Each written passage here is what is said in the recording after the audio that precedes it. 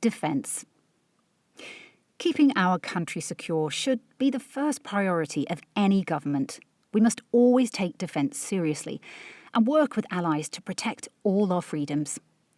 The Conservative government has been negligent in its approach to the defence of the United Kingdom. Cutting troop numbers by 10,000 is irresponsible. Their inability to procure assets on time and on budget is leaving our armed forces without the equipment they need, and their failure to look after service personnel and veterans properly, from suitable housing to mental health support, is unforgivable. The spectre of Donald Trump returning to power in the United States and his lack of support for Ukraine and for NATO should shake the UK and our European partners out of their state of complacency when it comes to the defence and security of our continent. It is time for the UK to lead within Europe on security, working closely with our democratic European allies so that we can support Ukraine and each other during peace and war.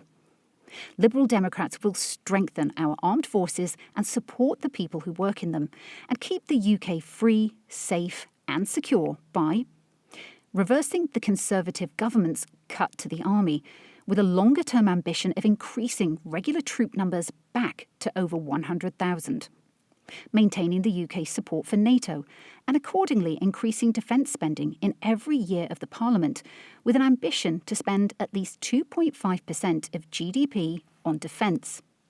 Securing a fair deal for service personnel and veterans. Maintaining the UK's nuclear deterrent with 4 submarines, providing continuous at-sea deterrence whilst pursuing multilateral global disarmament. Controlling arms exports to countries with poor human rights records. In addition, we will legislate to ensure there is parliamentary vote before engaging in military action, and support intervention only when there is a clear legal or humanitarian case, while preserving the government's ability to engage in action in emergencies with a retrospective vote or under treaty obligation. Introduce a presumption of denial for arms exports to governments listed as human rights concerns in the Foreign Office's annual Human Rights Report.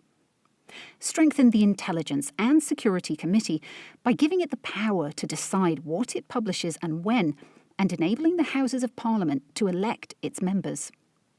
Tackle long-standing problems in defence procurement, including by ensuring that procurement is part of a comprehensive industrial strategy to secure a reliable long-term pipeline of equipment procurements, which will strengthen the Army, Royal Air Force, Royal Navy and Strategic Command.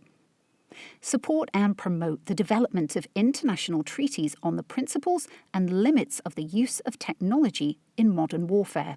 Secure a fair deal for the armed forces community and improve recruitment, retention and resettlement by strengthening the Armed Forces Covenant by placing a legal duty on the Defence Secretary and government departments to give it due regard. Improving the standard of Ministry of Defence housing, including by reviewing maintenance contracts.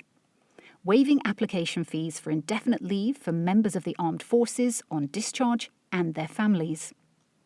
Accepting the recommendations of the Atherton Report on women in the armed forces.